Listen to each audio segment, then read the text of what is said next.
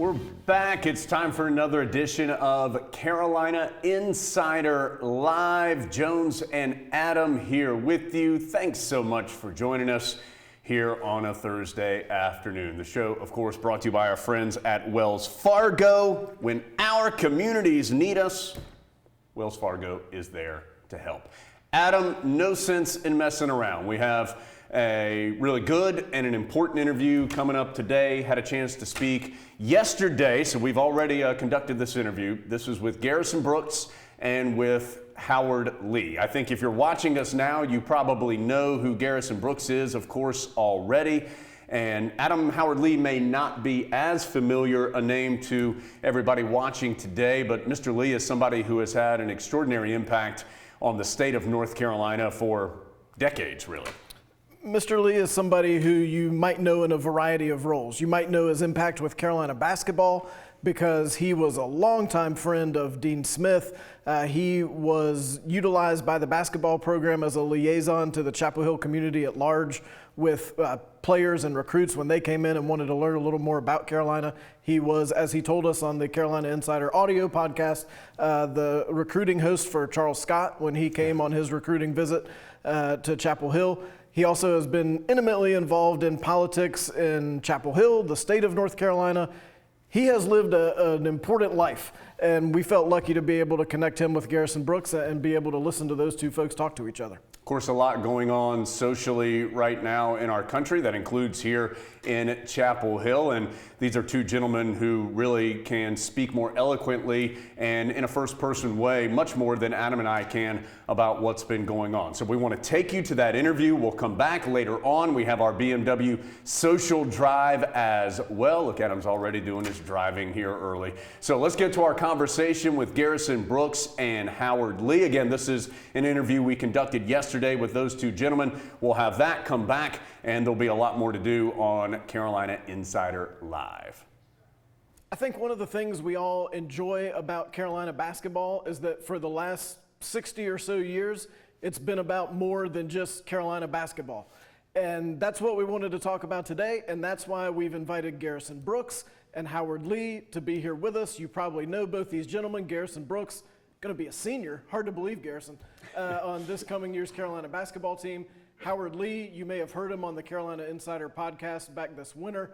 Former mayor of Chapel Hill. He's been involved in every aspect of really life in North Carolina over the past couple decades. So thank you to both of you for joining us. And Mr. Lee, I wanted to start with you.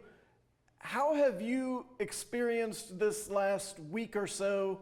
What have you seen that feels familiar and unfamiliar to you? Well, certainly a lot of what's going on feels very familiar. Unfortunately, a part of it is like reliving a bad movie because many of the experiences that have been highlighted, I have lived through growing up in the South near the Atlanta area. And as a college student, when I looked at how Floyd was being treated by the police, it brought back memories of when I had a gun pointed to my head and a threat to blow it off if I said one more word. So that was bad. But also, I've seen this reaction by people through the years on many occasions, but this feels a little different than what the previous ones felt to me. I think that there is a combination of things that is creating a level of desperation and a commitment on the part of people to try and bring these problems to a level of where they can no longer be ignored. Because unfortunately, through the years, many leaders have ignored, made promises, and then did not carry out those promises, and that's leaving people very frustrated.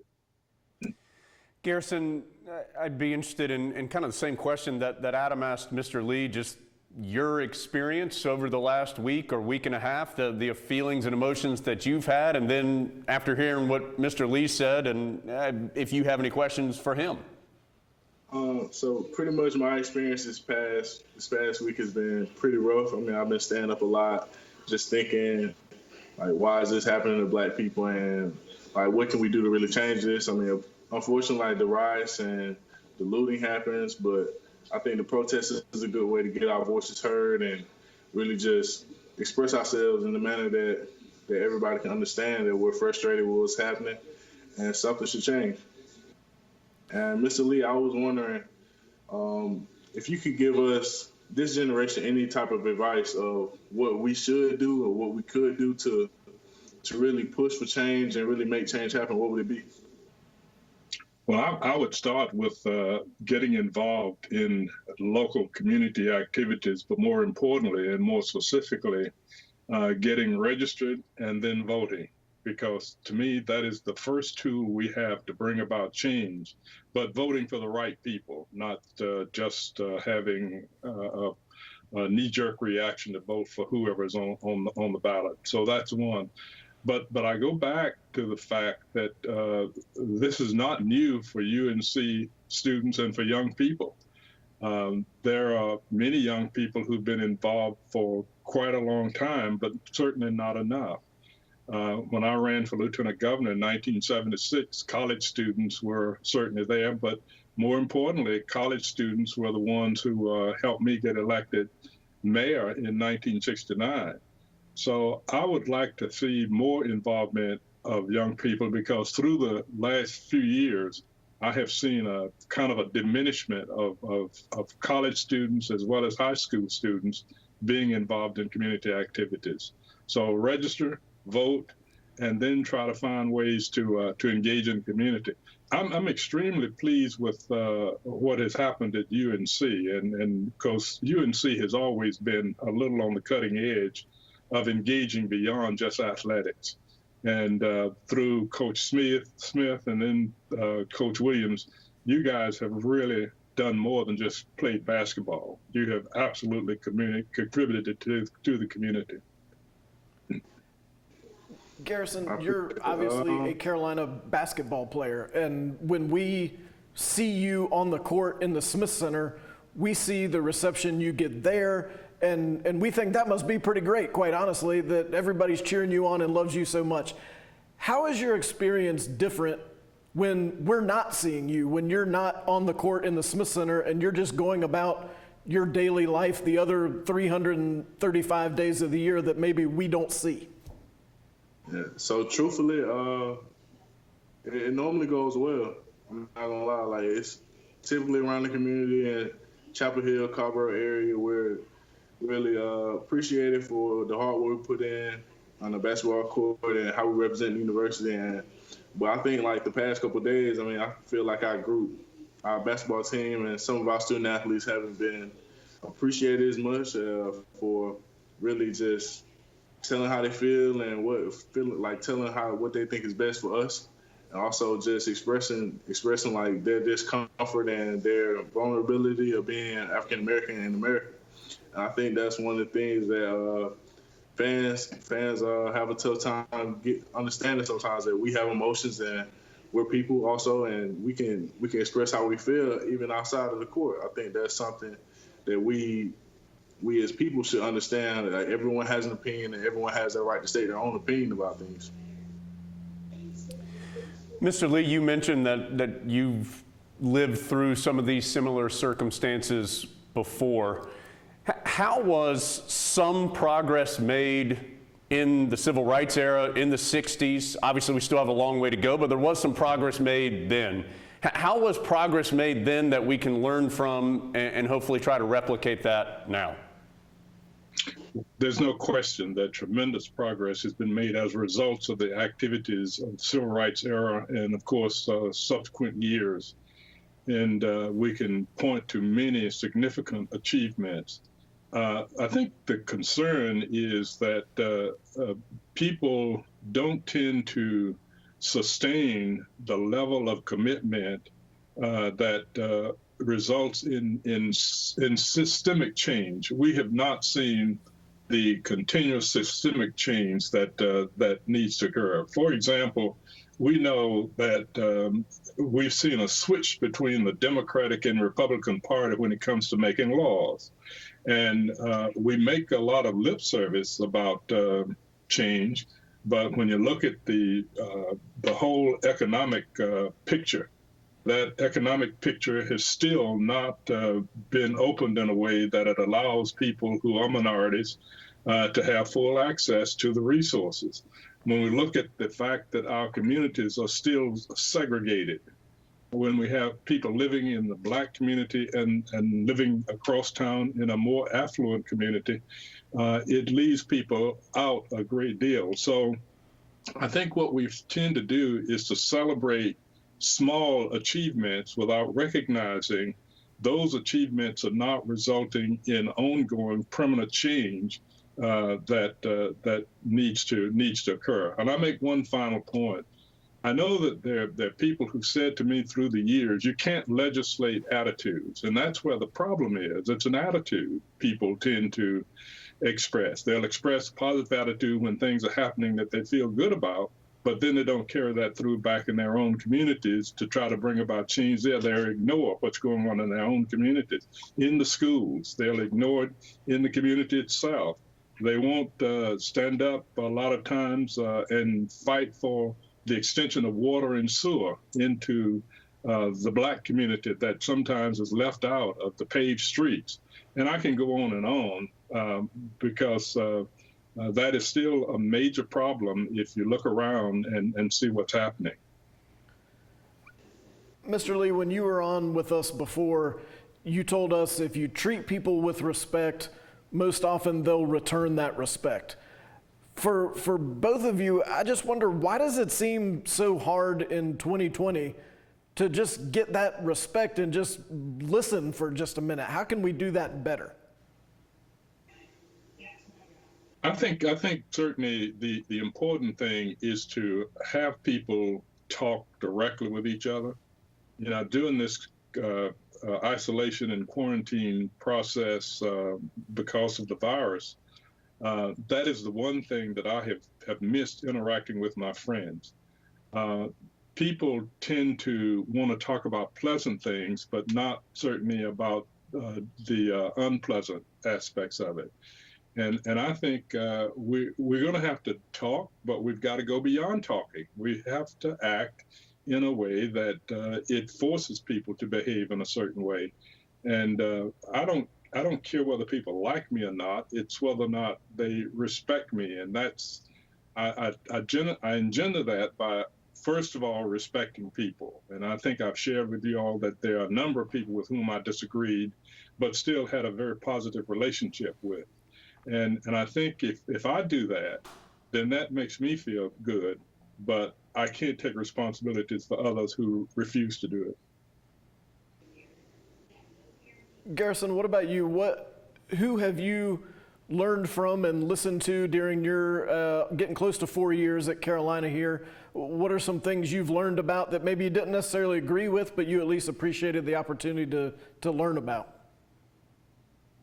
I think one of the biggest things that I've learned since I was at Carolina, Sean May talks about this all the time. I mean, just human decency and just treating everybody with respect. And really, you don't have to agree with everyone you work with, and you don't really have to particularly like them, like Mr. Lee said, but you have to have a certain type of respect for them and really understand what they say and why they feel that way. I think that we also do a lot of talking during this generation and right now because they feel like it's good and they feel like communication gets things done. But truthfully, we need actions behind those words. And I think that's what we're lacking right now, that we just really need action behind promises that people give us and promises to change things around our communities and our challenges to really better our communities. Mr. Lee, I'd like to ask this question to both you guys, but I'll start with you.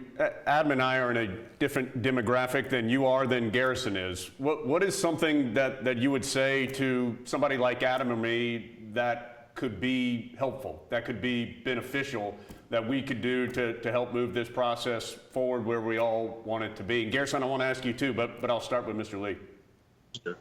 Well, I think one thing is that there is value in being inquisitive. That is trying to learn more about people and then trying to understand what their experiences have been and then relating that to one's own experience. but also sometimes it's better to just listen and let people talk about themselves, because that way you'll get an indication of what's inside of the individual and can respond in that fashion. But to also engage in areas that make you uncomfortable. For example, I've had friends who've said to me, I just can't get comfortable, for example, going in an environment where I'm the minority and I'm not accustomed to being it, and so it makes me very uncomfortable. Sometimes that to me is a learning experience, because I have certainly benefited personally from being in environments where I was a minority, but then I've been accustomed to that through life. So I think people like you and the two of you can certainly be valuable in simply making oneself available to engage with friends and family, and not be uncomfortable when you're at the dinner table with some of your relatives who may be espousing the kind of language that you know is wrong, and then you not say anything and you sit there and accept it. Garrison, I know it's not easy to follow Howard Lee when he's answering a question about race relations, but I'll ask the same question to you. What are some positive things that just Adam and I or someone like us could do to help this process?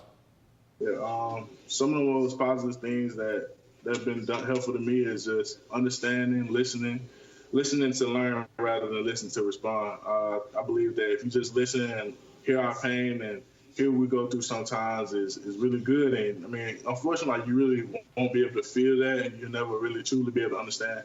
But the thing is, you can empathize, really listen, and try to get a better understanding. I think that as a minority, people don't really get a truthful understanding of what it is to be the minority. But I believe that if people really listen and try to empathize and really try to better educate themselves on what's going on in America for us minority people, I think that they'll get a better understanding and be able to really understand about what's going on and how to help us. Yeah, I want to add one other thing. I think one of the great assets that all of us have is being truthful. Sometimes we find ourselves sugarcoating because we don't want to insult people. We don't want to make them uncomfortable, when we know that their behavior is certainly not the behavior that one should embrace. I'm looking at the protests. I'm very supportive of the protests, and I think it's going to have some important positive impacts going forward. But I am not going to tolerate and not speak out against those people who are destroying and who are looting. That, to me, is breaking the law.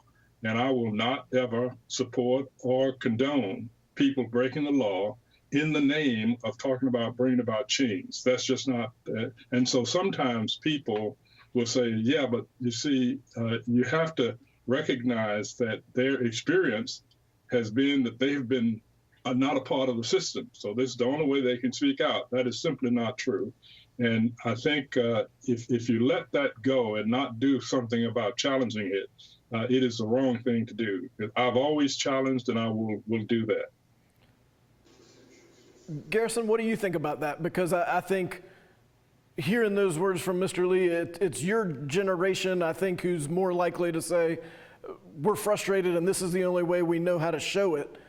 When you hear Mr. Lee say he's not necessarily on board with that, what do you think? I mean, me and Mr. Lee can agree to disagree, but some people believe it's right. I mean, I don't think that's, I don't, truthfully, I don't understand. I don't steal. I don't take stuff that's not mine. So I can't understand that. But some people believe like this is the way we can be heard and this is the way our voices will be heard somehow. And like, I believe that you have the right to really show like this is the way you want to be heard. That's fine. This is America. You're supposed to do what you want to do. This is the way people want to be heard. But truthfully, I wouldn't do it. But those people are more than welcome to do it. But I don't particularly agree with it. But they believe that this is where they want to be heard, and they're going to keep going on with it. I think one thing we have to certainly highlight and keep pounding on is that I can't break the law and then get angry with you when you break the law. That I have to abide by the law, and then I can hold you accountable for it. I really do believe that the law is the greatest strength we have in our society to be able to protect each other. Unfortunately, this law has not been applied equally to Black folk, and still race is the main culprit in our society that engenders bad behavior by certain individual policemen. Not all policemen, just certain individuals. What I get frustrated about is that we put in laws, like we say to policemen, you got to wear a body camera, and then they turn the body camera off, and then we do nothing about that. And that's what bothers me about the leadership today, is that we put in laws, we expect them to protect people, and then we don't enforce the law. And that's part of what's bringing about what we're experiencing today. Yeah, I agree with you. I think that we just, at this time, we really need to hold everyone more accountable for their actions, and really just make it like we have to make an example out of someone just so it could be better for us. Garrison, I want to turn this forward a little bit. You're returning to campus, you and your teammates here in the coming weeks. What dialogue would you like to have with your teammates, with your classmates, when people are fully returned, or as fully as we can be right now, to Chapel Hill and to Carolina? What kind of dialogue would you like to have with those guys? So pretty much we had a meeting last night, and I just wanted to tell everyone that your voices are being heard on somebody's platform. Just keep educating yourselves on what's going on, and if you say something, know what you're talking about, and don't be scared. You cannot be scared to voice your opinion, regardless of who doesn't like you for it and who's gonna like you, who's gonna like you more about it. But the thing is, like, we have to keep using our platform, the platform that the people have given us. So we have to use it for a positive manner for once, and not just talk about materialistic things that need to happen for a change for our people. But now the nerve-wracking thing is this. I remember it was a couple years ago where the KKK was standing on Franklin Street around the Silent Sam. I think that's pretty crazy, the fact that those people are allowed to bear arms on campus. I'm going to come peacefully protest and really voice my opinion, use my platform, just show people that I care for Black people and want to receive change. But I think it's very uncomfortable, and I think that should change, that people are allowed on campus to do things like that. And I don't think that's right, because, I mean, truthfully, it could scare people off. It could scare people off to not even want to come to school here, because UNC prides itself on diversity, and we should really look into that. Because, I mean, if I want to come back to campus this summer, start a peaceful protest, and those are things you have to think about. You have to think about the people that's really going to be included in it. You have to think about how it affects everyone else, and also think about the people that could really interrupt this because they don't agree with you. As both of you are well aware, at Carolina, we're proud of Dean Smith. We're proud of what he did in the 1960s, and we like still talking about it today. What do we need to do today to make sure we're not just saying, hey, remember when Dean Smith did that in the 60s? That was awesome what he did. What can we do in 2020 to take that example and move it forward? Well, I certainly think that it's important for people who are in position of influence to be willing to use that influence. It's unfortunate, but human behavior tends to seek levels of comfort, and one level of comfort is people are quiet in the face of not challenging wrongdoing. But we as individuals can indeed make a difference, because we can start a movement like Dr. King started. And I think that all of us have an obligation to speak out against wrong and to fight against people who are behaving badly and not be uncomfortable about doing that. That's basically where I see us having to do that. I think it is unfortunate people keep referring to Dean Smith and what he achieved, because he could have lost his job, he could have lost his income, but he was willing to put it on the line. What I'm not seeing today are a lot of people who are willing to do that. Dr. King lost his life, and I'm not seeing people who think that it might be worth it to do it. Now, I'm not suggesting people go out and be dumb and be stupid, but I'm also suggesting that you got to stand up and do what is right. Garrison, kind of to that point, what has Coach Williams talked to you guys about? And this is not the only sensitive topic that has occurred since you've been a player at Carolina. When there are topics like this that come up, what is that dialogue with Coach Williams to you guys? Coach Williams is always really honest with us, and he's really adamant about how he feels about certain things. I think he supports us as long as we educate ourselves and know what we're talking about, and not just doing it because we're obligated to do it or feel like we should have to do it because people push us in that way. But I feel like he's one of those people that he supports us no matter what. I mean, I know that for a fact because, I mean, I spoke out against the Silent Sam protest, and he really agreed with me. He stood by me, and he pretty much helped me go along with it and really educate myself on that. I want to say that I'm extremely pleased with the actions of several of our coaches in the state. Coach Dorn at State, and Coach Williams at UNC, and Coach Moulton at NCCU, and Coach Brown here at UNC. Those are the ones that come to mind. I'm sure there are others that I've missed. Have stood up and really spoken out very strongly in the face of what we are experiencing today.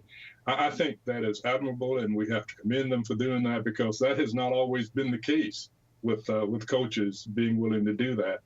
And they know full well when they do it that there will be members of their alumni base that will be strongly in disagreement and will be strongly critical of what they're doing. But I think there comes a time when you have to look in the mirror and ask if I am part of the problem or part of the solution. And I'm proud of what these coaches have done up to this point. There will come a point at some point in the next weeks or months where this is no longer the number one story that we see every night that we turn on the news. When that occurs, what can Jones do? What can I do to make sure we're still, as Mr. Lee just said, being educated and thinking about this in a way that even though it's not the lead story on the news every night, we're still trying to do something to move it forward? Go ahead, Garrison. I actually gonna let you take that one. The right answer for it. Well, I do think I've always got an answer, Garrison. That's the one thing you don't want to do is let a politician start talking. I've always felt that we tend to go on about our lives once the pressure is off, and that's part of what's been destroying the progress that we think we are making. And it happens with politicians, it happens with general citizens, and people move on with their lives. I think it is important for us to look around and see where there are voids that we need to fill and be willing to do that. I can't have any specifics right now, but I do know that based on what I'm feeling in conversation, and I've been on a lot of video conferences and calls, I'm feeling that there is a different attitude that is developing now that we can build on and move forward.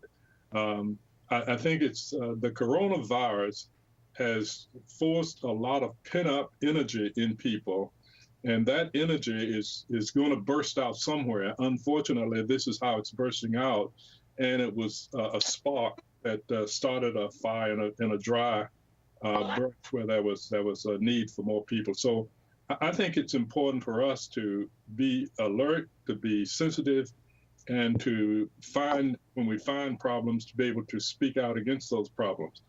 Dialogue to me is one way to do it, but action ultimately is the profound way to make change. Mr. Lee, Garrison, it really was a pleasure talking to both of you today. We appreciate your time. Know this is not necessarily an easy topic to talk about, and appreciate you guys committing some time and your opinions on this matter. Really great to see you both, and hope you're both safe and healthy and doing well, and look forward to seeing you both soon. This. Thanks for the opportunity.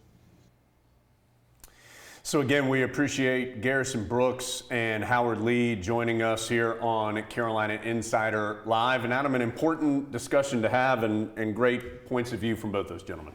I think it was nice just to have those two together and have them be able to interact. That was the best part by far. As usual, Jones, it was best when you and I weren't talking. That's the key. But when Garrison Brooks and Howard Lee are talking to each other, that's something I want to hear, and that's something I want to learn from. And hopefully folks got a little something out of that.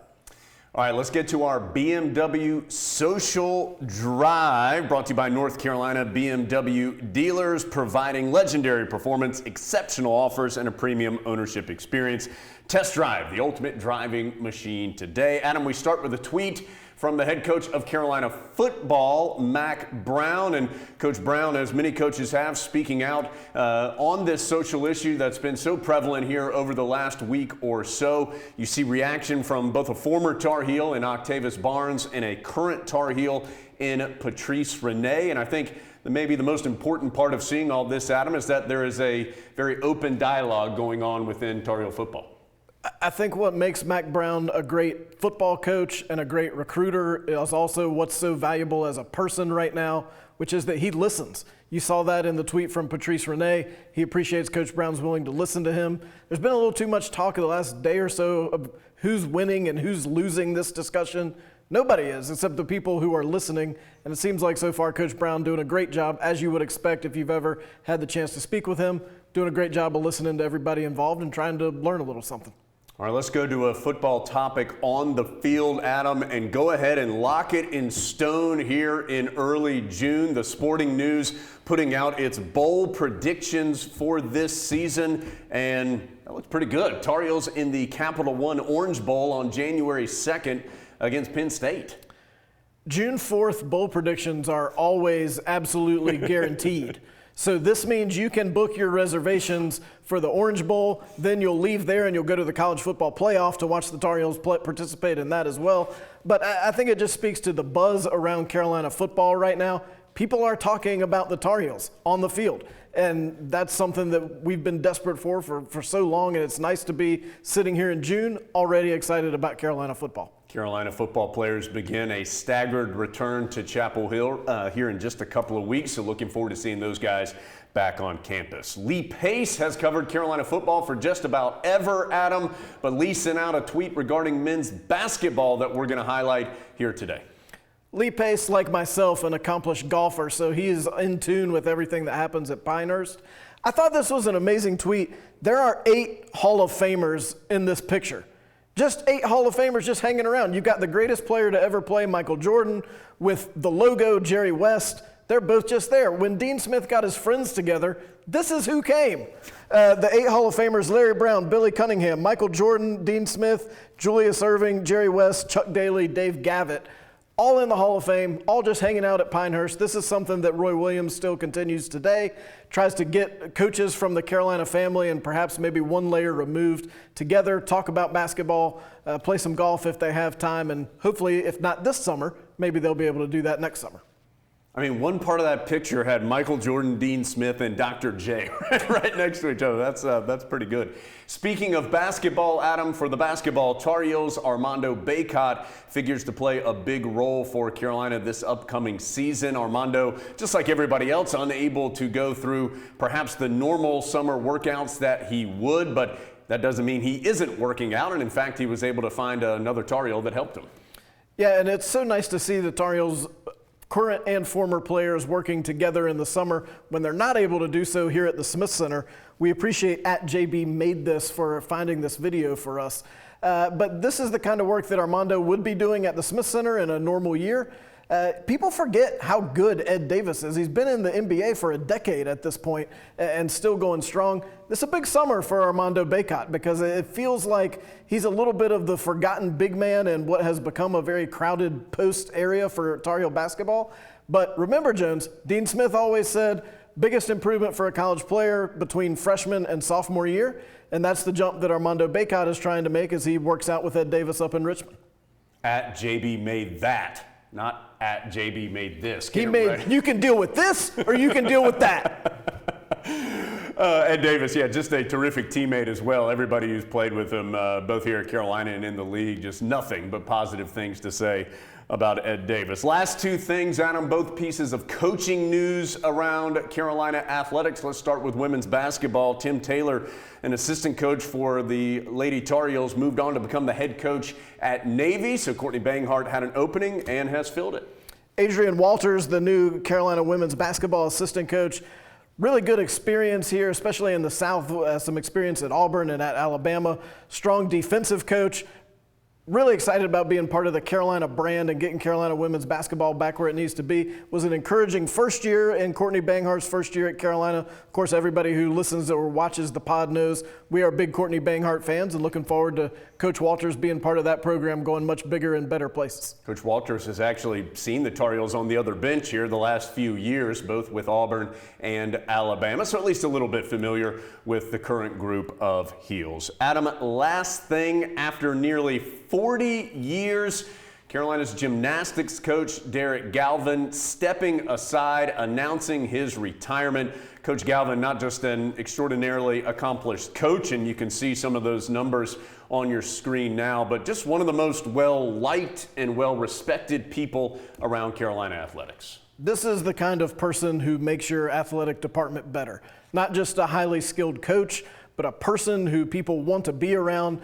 He's been around Carolina as a student athlete or as a coach for almost 50 years, so he understands what Carolina is about. He's able to convey that to newcomers to the athletic department and, of course, also his student athletes. And Jones, you've gotten a chance to be around him in a little more personal way and observe him firsthand. Yeah, my daughter is a young gymnast and has gone to Coach Galvin's camp, and he is always so kind, so willing to listen, to help her.